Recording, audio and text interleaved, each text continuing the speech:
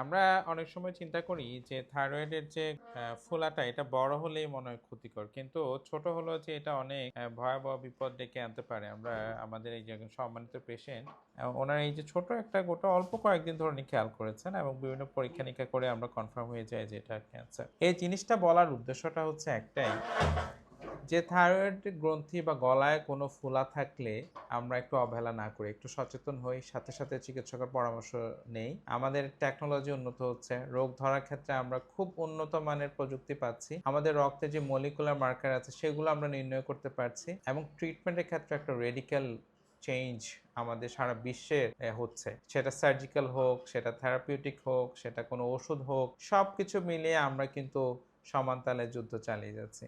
আমাদের আজকে যিনি ক্যান্সার পেশেন্ট ওনার যে সার্জারি হবে সেটা কিন্তু ক্যান্সারেরই এক ধরনের সার্জারি এবং এই সার্জারি যেন সফল হয় আমাদের পুরো টিম আমরা United to fight of this cancer and to make the operation successful.